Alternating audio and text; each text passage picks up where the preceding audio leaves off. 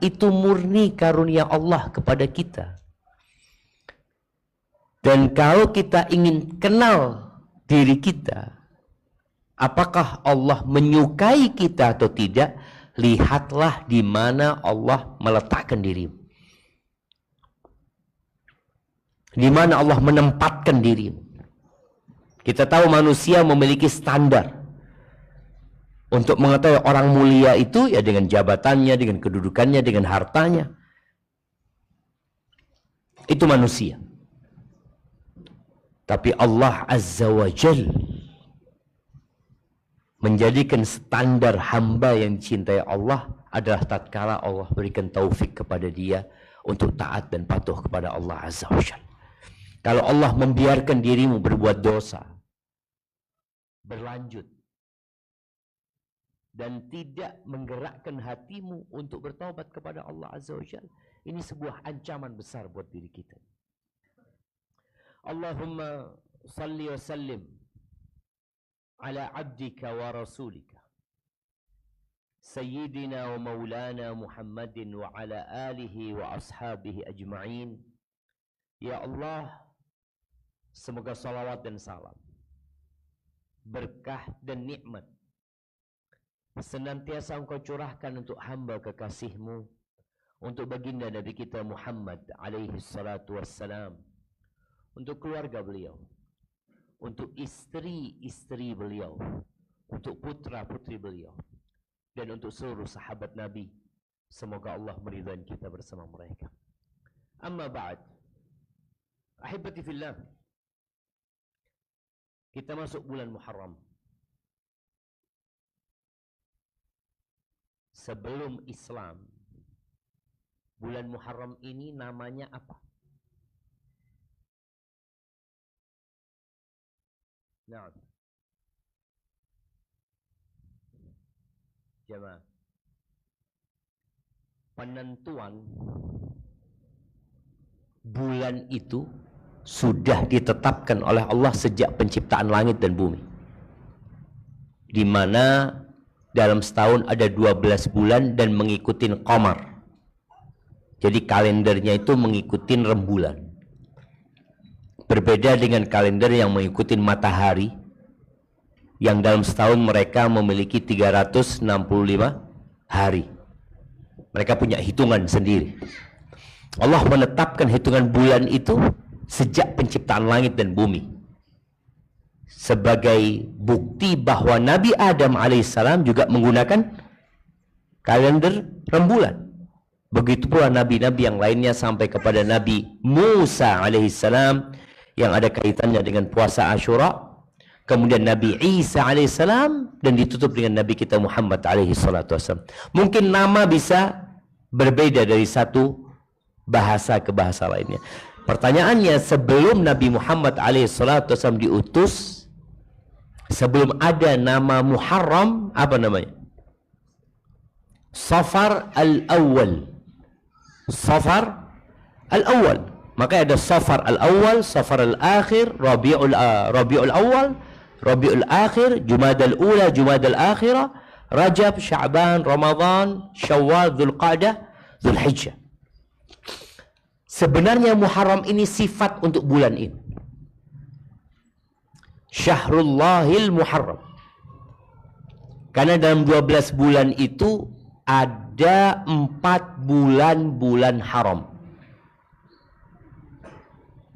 Apa bulan haram? Muharram, Rajab, Dzulqa'dah, Dzulhijjah. Dan subhanallah ya, 12 bulan ini dimulai dengan bulan haram, ditutup dengan bulan haram. Menunjukkan seorang muslim itu harus lebih berhati-hati di penghujung tahun dan ketika memulai awal tahun. Karena berbuat dosa di bulan haram dan di bulan lainnya berbeda bobotnya. Dan para ulama yang mengagungkan 30-an, mereka mengagungkan 10 akhir Ramadan, 10 awal Dzulhijjah, dan 10 awal Muharram.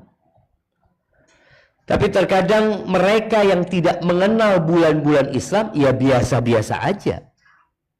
Nggak ada perasaan, oh kita di awal tahun ya, umurku berkurang ya. Bagaimana aku punya rencana di awal tahun ini sampai akhir tahun. Rencana-rencana kebaikan yang kalau antum mati sebelum melaksanakan itu, insya Allah pahala dapat. Dapat pahala. Atau di awal tahun antum sudah merencanakan, ana 12 bulan ini ana mau ngapain. Ana insya Allah punya rencana puasa paling tidak dalam sebulan 3 hari. Rencana nih. Ana insya Allah mau sodakoh tiap bulan dari gaji ana ya 5% lah. Antum mati. Niat itu memiliki kekuatan yang dahsyat sekali. Berapa banyak amalan yang besar jadi remeh gara-gara niatnya. Dan berapa banyak amalan yang kecil yang dipandang remeh gara-gara niat menjadi satu hal yang besar. Berkaitan dengan Muharram ini, memang tidak ada perayaan khusus. Umat Islam berpindah dari satu tahun ke tahun selanjutnya. Dan kita juga tahu penentuan tahun Hijriyah itu tidak di masa Rasulullah Sallallahu Alaihi Wasallam, melainkan di masa Umar bin Khattab radhiyallahu anhu. Tapi ternyata umat Islam, mereka begitu pedulinya dengan pergantian tahun Masehi. Bahkan kita bisa melihat ya atribut-atribut Masihin, yang artinya orang-orang Kristus, orang-orang Kristen berada di umat Islam. Tapi di akhir Dzulhijjah, di awal Muharram, nggak ada sih. Maka nasihat ana, ketika kita tahu, tolong diamalkan. Bagaimana mengamalkannya? Ya, yang ringan-ringan saja. Surat menyurat yang dibuat, jangan lupa ditambahkan kalender Hijriyah. Nih mahasiswa yang bikin surat menyurat, baik di BEM atau di mana, apa sih kerugian antum kalau menambahkan kalender Hijriyah? Undangan kajian tanggal berapa sekarang? Hari ini tanggal berapa? Tanggal 10 apa tanggal 9? Nah, boleh jadi tanggal 10, boleh jadi tanggal 9. Dan inilah yang menyebab kalender umat Islam itu dinamis. Enggak jumut. Maka keributan akan terus terjadi. Kok bisa ya? Kenapa umat Islam seperti itu ya? Memang seperti itu rembulan itu. Rembulan itu kadang-kala kelihatan, kadang-kala nggak kelihatan. Makanya Nabi SAW dari 1446 tahun yang udah ngasih tahu. Asyahru hakadha wa hakadha wa hakadha. Wasyahru hakadha wa hakadha wa hakadha. Bulan itu bisa 30, bisa 29. Jadi nggak pasti. Makanya pada saat ada mendung, apa kata Nabi SAW? Fa in ghumma alaikum fa'atimmu iddat asyhari 30 yawman. Kalau mendung nggak kelihatan, ya udah bikin 30 hari. Itu syariatnya. Boleh jadi di tempat lain kelihatan. Ya sudah, mereka urusan mereka. Kita nggak kelihatan. Makanya hari ini boleh jadi tanggal 9 atau tanggal 10. Untuk besok mau puasa? Udah capek Ustaz. Sumu ya syabab. Nabi SAW ditanya tentang ibadah puasa ini, beliau mengatakan as-siyam la idla lahu. Siam ini, puasa ini ibadah yang nggak ada yang menandinginya. Sebagaimana hadis yang sering kita dengar di bulan Ramadan, berkaitan dengan kullu amal ibni Adam lahu illa siyam. Semua amalan manusia itu milik dia. Hitungannya udah jelas. Al hasanatu bi asyri amsalha ila 700 dhif. Kebaikan itu dilipat gandakan jadi 10 sampai 700 kali lipat. Illa shaum, kecuali puasa, kata Allah azza. Fa innahu li, kata Allah dalam hadis qudsi ini, puasa itu milikku wa ana ajzi bihi. Aku yang akan berikan pahala khusus untuk puasa ini. Kenapa? Yada'u ta'amahu wa syarabahu wa syahwatahu min ajli. Orang ini meninggalkan makan, padahal makan itu kebutuhan pokok manusia. Meninggalkan minum, meninggalkan syahwatnya karena aku. Dan sebaik-baiknya puasa setelah puasa Ramadan adalah puasa Muharram. Jadi antum jangan hanya terpaku ke Asyura. Besok akan dibahas oleh Ustaz Nur Khalis ya, bicara Asyura. Yang puasa di tanggal itu dihapuskan dosa 1 tahun ya. Jangan terpaku di sana. Tapi ke Muharram ini bulan puasa, tapi bulan puasa sunnah. Kalau ada bulan puasa wajib namanya Ramadan, maka bulan puasa sunnah namanya bulan Muharram. Dan ketika niat puasa itu jangan sekedar ya mengamalkan sunnah. Antum perlu memperbanyak niat. Contohnya, kenapa antum niat? Kenapa antum puasa? Kayaknya banyak yang kurang puasa Ramadan ana. Semoga dengan puasa sunnah ini disempurnakan puasa Ramadan ana. Kenapa engkau puasa? Ya, aku puasa, disebutkan dalam hadis itu katanya yang puasa 1 hari jalan Allah, Allah akan jauhkan wajahnya dari api neraka sejauh 70 tahun. Kenapa engkau puasa? Ya, aku kepingin masuk dari pintu Ar-Rayyan. Jadi ada niat-niat yang menyebabkan antum semangat. Terus kenapa antum puasa? Ya, kata Nabi SAW, anak muda itu suruh segera menikah, tapi anak nggak mampu. Dan kata Nabi SAW, faman lam yastati' fa'alaihi bisyam fa innahu lahu wija. Yang nggak mampu untuk menikah maka hendaklah dia puasa, karena puasa itu menjadi pengekang ya, pengontrol syahwat dia. Anak puasa untuk itu. Bayangin ya, ketika antum niat 1, 2, 3, 4 semangat puasa. Tapi ketika antum puasa, umpama puasa Senin Kamis, kenapa puasa Senin Kamis? Kan sunnah. Itu aja. Iya. Kalau nggak sunnah nggak puasa aku. Padahal ada fadilah. Orang itu biasanya tertarik dengan keuntungan dan manfaat yang akan dia dapatkan. Ya Allah, ada apa repot-repot umat Islam ini puasa sunnah lagi Ustaz? Bukankah yang wajib cuma Ramadan? Ada apa ruwet? Sholat juga yang wajib cuma 5 waktu. Kenapa qobliyah, ba'diyah? Apa ini tidak berlebih-lebihan dalam beragama? Jemaah, orang bekerja itu kadangkala effort yang dia keluarkan lebih dari kepada kebutuhan dia. Antum kenal sama Elon Musk? Kenapa nggak berhenti dia kerja? Kenapa? Kenapa Elon Musk datang ke Indonesia? Jualan di Indonesia, bayangin ya, orang kaya raya datang ke Indonesia jualan. Kenapa dia tidak mencukupkan diri dengan kekayaannya? Yang anaknya Elon Musk berapa sih, coba? Nah, ada yang tahu? Coba antum lihat di Google sana. Anda juga nggak tahu gitu loh. Anda cuma keheran kenapa dia begitu ambisinya sampai datang ke Indonesia jualan. Orang mungkin kerja keras ya karena anaknya banyak.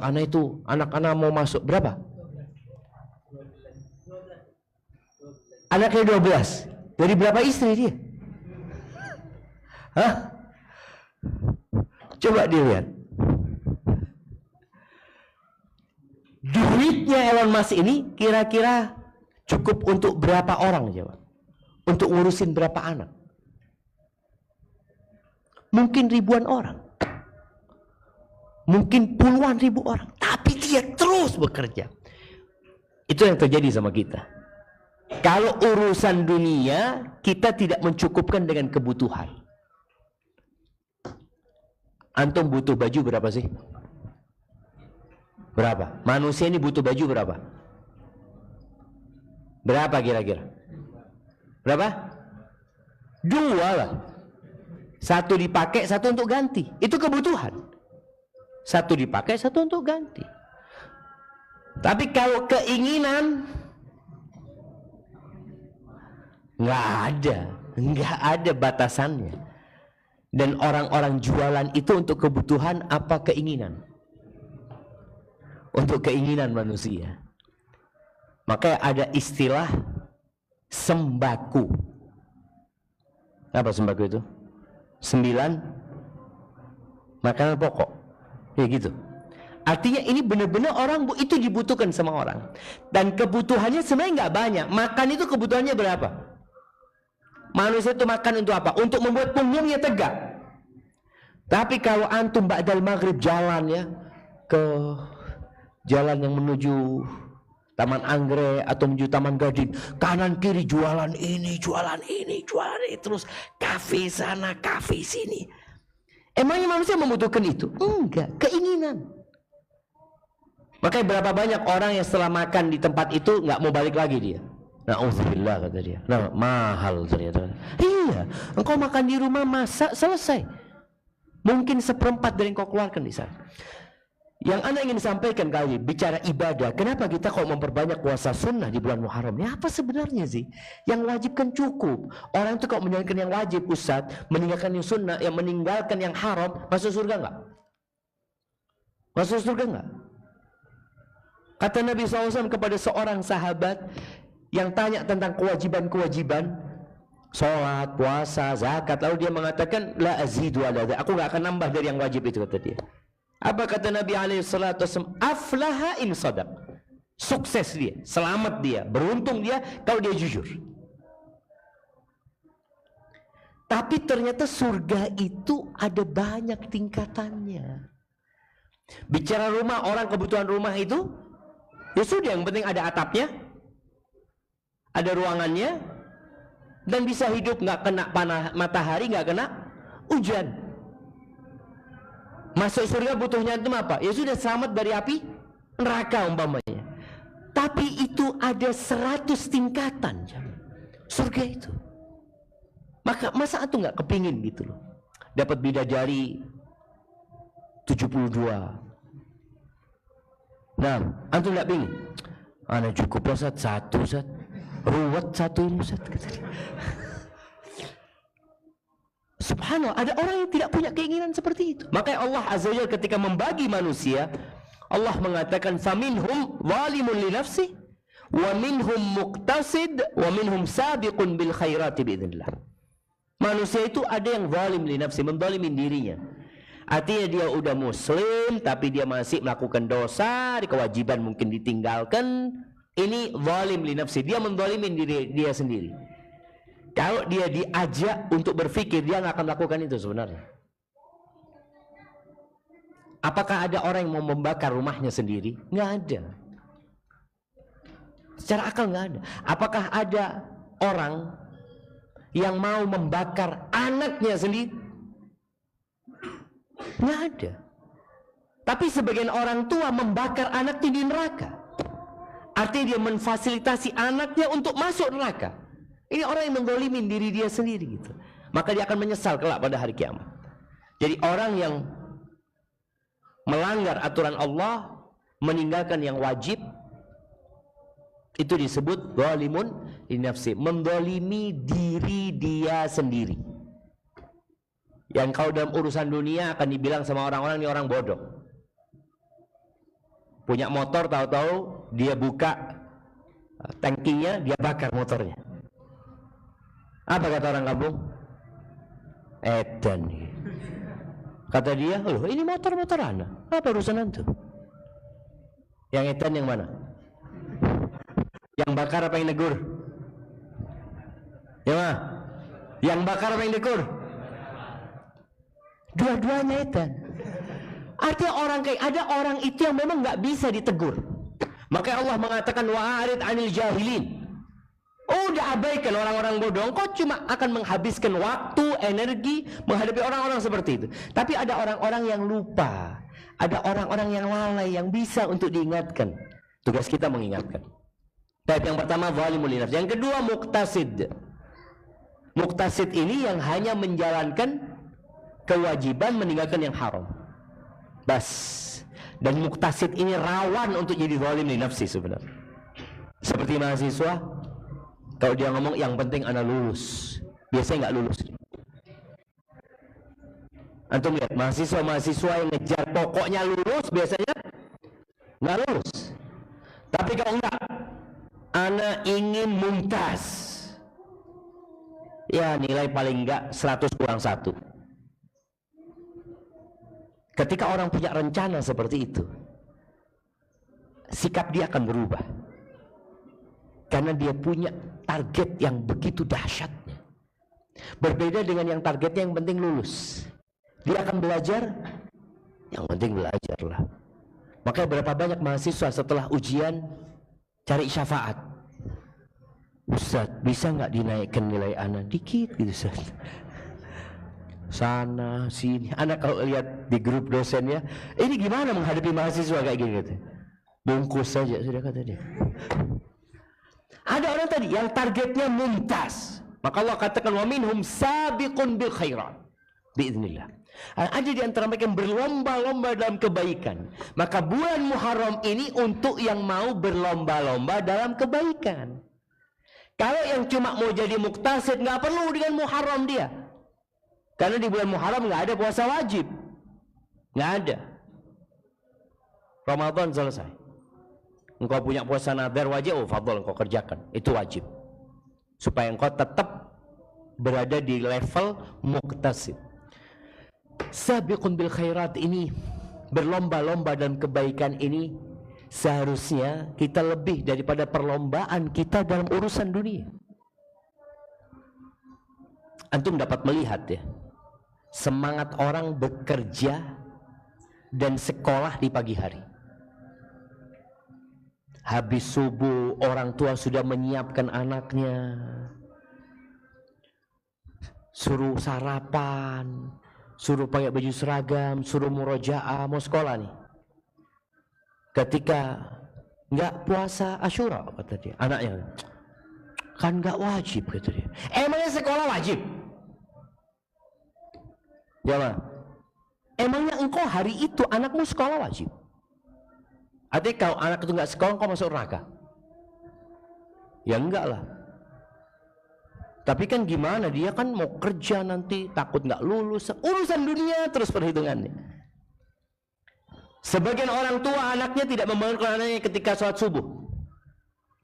Kenapa? Masih kecil Ustaz, masih 7 tahun. Iya. Pas jam 6 mau sekolah dibangunin. Loh, katanya masih kecil. Tadi subuh gak kau bangunin, sekarang kau bangunin. Kita bisa melihat ya, bagaimana manusia begitu peduli dengan urusan dunia dan dengan urusan akhirat dia nggak peduli. Ahibati fillah, Rasulullah sallallahu alaihi wasallam di hadis yang diriwayatkan Imam Al-Hakim dari Abu Musa Al-Asy'ari radhiyallahu taala anhu, pernah dalam satu perjalanan Nabi alaihi salatu wasallam singgah di rumah orang Badui, di tendanya orang Badui. Sama orang Badui ini Rasulullah sallallahu alaihi wasallam disambut, dimuliakan, dijamu. Dan kita tahu seorang muslim itu kalau ada orang lain berbuat baik sama dia, apa tugas dia? Membalas kebaikan orang itu gitu loh. Nabi mengatakan alaihi salatu wassalam, man sana'a ilaikum ma'rufan fakafi'uh. Barang siapa yang berbuat baik kepada kalian, balaslah dia. Kita itu jangan terlalu sering dikasih. Antum ketika dikasih, antum ngasih. Bisa enggak? Ya semampu antum. Fa in lam tajidu ma tukafi'una bihi, kalau kalian tidak memiliki sesuatu yang dapat digunakan untuk membalas kebaikan orang itu, ya sudah, doakan dia.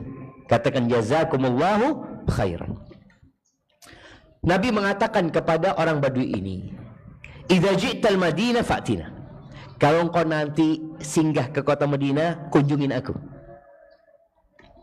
Dapat berapa waktu datang Badui ini jemaah.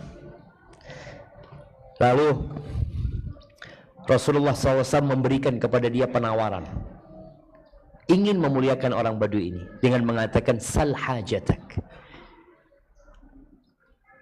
mintalah keinginanmu, kau kepingin apa. Itu di rumah Nabi SAW, artinya Nabi punya gitu di situ. Apa kata orang Badui ini ketika disuruh minta? Dia meminta naqah arkabuha wa a'nuzun yahlubuha ahli. Aku minta seekor onta betina yang dapat ditunggangin. Mintanya banyak apa dikit jemaah? Mahal loh onta itu jemaah. Ini minta onta dan kita tahu dalam 100 ekor onta belum tentu ada satu yang bisa ditunggangi. Dalam 100 ekor onta. Dan orang Badui ini minta onta yang dapat ditunggangi. Bukan onta daging, tapi onta yang dapat ditunggangi. Dan dia minta beberapa ekor kambing yang susunya bisa diperas sama keluargaku. Lalu Nabi SAW mengatakan kepada para sahabatnya, a'ajiztum an takunu mithla ajuzi Bani Israel, au ayajizu ahadukum ayyakuna mithla ajuzi Bani Israel. Apa enggak bisa kalian itu menjadi seperti wanita tua dari kalangan Bani Israel? Mereka berwama ajuzu Bani Israel. Apa kisah wanita tua dari kalangan Bani Israel? Kisahnya ini terjadi di malam 10 Muharram. Kisah wanita tua ini terjadi di malam 10 Muharram. Nabi SAW mengatakan, Inna Musa, sesungguhnya Nabi Musa AS lamma sara bi Bani Israel min Misr, ketika Nabi Musa hendak meninggalkan Mesir bersama Bani Israel, dallut tariq, mereka tersesat. Artinya mereka sudah punya perencanaan, tapi mereka tersesat. Mereka membawa puluhan bahkan ratusan ribu orang. Faqala ma hadha, Nabi Musa tanya, loh kok bisa tersesat kita gitu loh. Padahal perencanaannya sudah jelas lewat jalan mana, tapi kita kok tersesat. Faqala ulama'uhum, maka ulama-ulama Bani Israel mengatakan, inna Yusuf. Ingat kejadian ini di malam Asyura. Jadi malam tanggal 10. Ulama-ulama Bani Israel mengatakan sesungguhnya Nabi Yusuf alaihissalam lamma hadarahul maut, ketika hendak meninggal dunia, akhadha alaina mawthiqan minallahi ta'ala, beliau bikin perjanjian kepada kita dari Allah Azza wa Jalla, alla nakhruja min Misr hatta nanqula idhamahu ma'ana, bahwa kita enggak boleh meninggalkan Mesir kecuali kita membawa jasadnya Nabi Yusuf alaihissalam. Dan kita tahu yang membawa Bani Israel ke Mesir siapa? Nabi Yusuf. Nabi Yusuf, Bani Israel sebelumnya ada di mana? Palestina. Ketika Nabi Yusuf mendapatkan jabatan di Mesir, maka keluarganya dibawa. Dan Nabi Yusuf berpesan ketika mau mati, kalian nggak boleh meninggalkan Mesir sampai kalian bawa jasadku bersama kalian. Qala Musa alaihissalam, faman ya'lamu mawdi'a qabri. Di riwayat, waman yadri qabra Musa, siapa yang tahu kuburannya Nabi Musa? Selama hidupnya Nabi Yusuf ya, siapa yang tahu dengan kuburannya Nabi Yusuf? Selama hidupnya Nabi Musa nggak pernah tahu di mana kuburannya Nabi Yusuf. Qalu ma nadri aina qabru Yusuf. Kita nggak tahu Di mana kuburan Yusuf? Illa ajuzan min Bani Israel. Kecuali ada satu wanita tua renta yang panjang umur dari kalangan Bani Israel. Hanya dia satu-satunya wanita yang tahu dengan kuburan Nabi Yusuf. Jamaah, kita belajar di sini. Panik itu tidak menyelesaikan masalah. Nabi Musa nggak panik ketika tersesat. Beliau tanya baik-baik. Kenapa? Nggak ada cerita menyalahkan, lo kok nggak ngomong waktu itu? Seharusnya kalian ngomong dari kemarin. Nggak ada. Dan seorang muslim yang kuat itu tidak mudah mencela orang lain. Nabi Musa nggak mencela mereka. Nabi Musa tanya baik-baik siapa yang tahu kuburan Nabi Yusuf. Mereka mengatakan fulan. Terkadang kita di waktu yang sangat kritis malah cari kambing hitam. Ini gara-gara engkau. Mamanya naik mobil, bannya bocor. Udah bocor nih. Ya Allah, antum gak ngecek bannya tadi, kata dia. Coba antum cek tadi, kan gak kayak gini. Orang tempat tambal ban dekat situ. Apa selesai masalahnya? Ya enggak. Sudah ini bocor, sekarang cari tambal ban. Antum gak usah nyalahkan orang. Nabi Musa tidak menyalahkan ulama Bani Israel. Padahal mereka sudah tahu dengan perjanjian itu. Beliau tanya, siapa yang tahu? Ajuz Bani Israel. Baik. Faba'atha ilaiha fa'atatu. Maka kirim orang Nabi Musa, dijemputlah orang ini untuk menjumpai Nabi Musa AS. Nabi Musa mengatakan, dulunya ala qabri Yusuf, tunjukkan kepada aku kuburan Nabi Yusuf. Qalat la wallahi la af'al.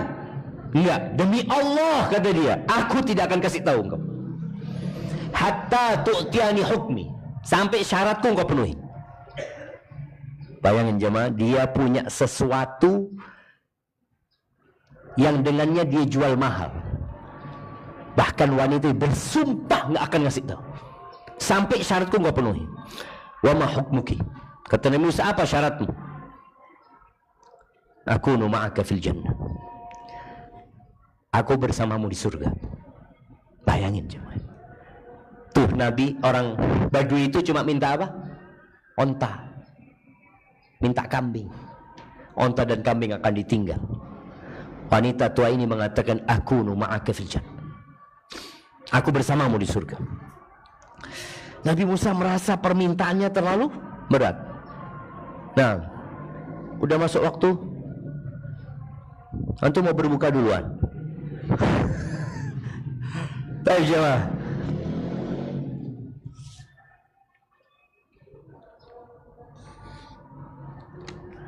Nah, ini ada pengumuman iftar ini diutamakan untuk jamaah dari luar. Berikutnya untuk mahasiswa non asrama, berikutnya untuk mahasiswa non asrama. Untuk mahasiswa asrama sudah disediakan di dapur. Masya Allah, prasmanan mahasiswa. Ya, di dapur prasmanan kan? Ngambil sendiri kan untuk dapur. Tapi kembali kepada cerita wanita tua ini, Nabi Musa alaihissalatu wassalam, dia merasa syarat perempuan ini terlalu berat. Kalau dia mau masuk surga aja mungkin, ini masuk surga bersama Nabi Musa. Firdaus al-a'la. Dan seperti itulah orang-orang yang sabiqun bil khairat, yang berlomba-lomba dalam kebaikan. Fa'auha Allah ta'ala ilaihi an a'tiya hukma. Allah memberikan wahyu kepada Nabi Musa, udah kasih persyaratan dia. Fantalaqat. Ketika udah dikasih syaratnya, perempuan ini berangkat ke Buhairah, seperti ada danau di sana, tempat kumpulnya air. Faqalat amdibu hadzal ma, keringkan danau ini. Ada tempat pembuangannya, dikeringkan. Bayangkan, di malam itu jam. Di malam itu. Dan mereka tidak panik gitu. Ya sudah, bismillah, keringkan. Fa'amdabu, qalat ihfiru. Lalu dia tunjuk tempat, gali tempat ini. Digali tempat itu, dapat jasadnya Nabi Yusuf alaihissalam. Falamma aqalluha ilal ardi, ketika jasadnya diangkat naik ke bumi dari dalam sana, dari perut bumi menuju ke punggung bumi, idza tariq mithlu daw'in nahar, jalan pelarian itu seperti cahaya siang jemaah, terang sekali jemaah. Maka jemaah rahimakumullah,